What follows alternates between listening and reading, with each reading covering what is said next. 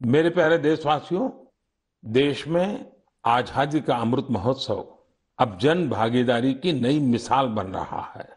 कुछ दिन पहले 23 मार्च को शहीद दिवस पर देश के अलग अलग कोने में अनेक समारोह हुए। देश ने अपनी आजादी के नायक नायिकाओं को याद किया, श्रद्धापूर्वक याद किया। इसी दिन मुझे कोलकाता के विक्टोरिया मेमोरियल में विप्लवी भारत गैलरी के लोकार्पण का भी अवसर मिला। भारत के वीर क्रांतिकारियों को श्रद्धांजलि देने के लिए यह अपने आप में बहुत ही अनूठी गैलरी है। यदि अवसर मिले तो आप इसे देखने जरूर जाइएगा।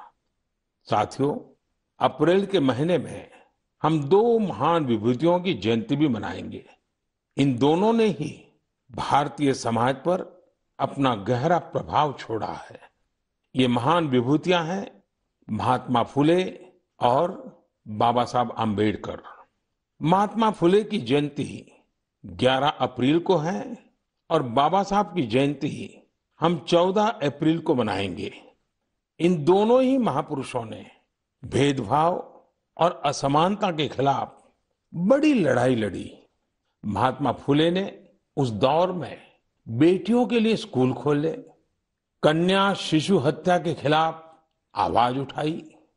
उन्होंने जल संकट से मुक्ति दिलाने के लिए भी बड़े अभियान चलाए। साथियों, महात्मा फुले की इस चर्चा में सावित्रीबाई फुले जी का भी उल्लेख उतना ही जरूरी है। सावित्रीबाई फुले ने कई सामाजिक संस्थाओं के निर्माण में बड़ी भूमिका निभाई। एक शिक्षिका और एक समाज सुधारक के रूप में उन्होंने समाज को जागरूक भी किया और उसका हौसला भी बढ़ाया।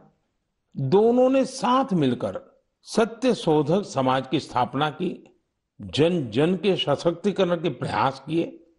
हमें बाबा साहब आम्बेडकर के कार्यों में भी महात्मा फुले के प्रभाव साफ दिखाई देते हैं। वो कहते भी थे कि किसी भी समाज के विकास का आकलन उस समाज में महिलाओं की स्थिति को देखकर किया जा सकता है। महात्मा फुले, सावित्रीबाई फुले, बाबा साहब आम्बेडकर के जीवन से प्रेरणा लेते हुए मैं सभी माता पिता और अभिभावकों से अनुरोध करता हूं कि वे बेटियों को जरूर पढ़ाएं। बेटियों का स्कूल में दाखिला बढ़ाने के लिए कुछ दिन पहले ही कन्या शिक्षा प्रवेश उत्सव भी शुरू किया गया है। जिन बेटियों की पढ़ाई किसी वजह से छूट गई है, उन्हें दोबारा स्कूल लाने पर फोकस किया जा रहा है। साथियों, ये हम सभी के लिए सौभाग्य की बात है कि हमें बाबा साहब से जुड़े पंच तीर्थ के लिए कार्य करने का भी अवसर मिला है। उनका जन्मस्थान महू हो, मुंबई में चैत्य भूमि हो, लंदन का उनका घर हो, नागपुर की दीक्षा भूमि हो या दिल्ली में बाबा साहब का महापरिनिर्वाण स्थल, मुझे सभी जगहों पर, सभी तीर्थों पर जाने का सौभाग्य मिला है।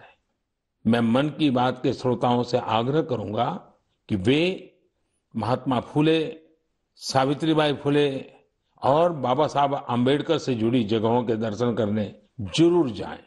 आपको वहां बहुत कुछ सीखने को मिलेगा। मेरे प्यारे देशवासियों, मन की बात में इस बार भी हमने अनेक विषयों पर बात की। अगले महीने बहुत से पर्व त्योहार आ रहे हैं। कुछ ही दिन बाद ही नवरात्र है। नवरात्र में हम व्रत, उपवास, शक्ति की साधना करते हैं, शक्ति की पूजा करते हैं। यानी हमारी परंपराएं हमें उल्लास भी सिखाती हैं और संयम भी। संयम और तप भी हमारे लिए पर्व ही है।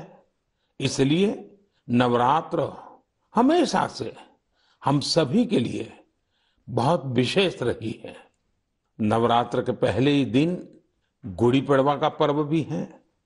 अप्रैल में ही ईस्टर भी आता है और रमजान के पवित्र दिन भी शुरू हो रहे हैं।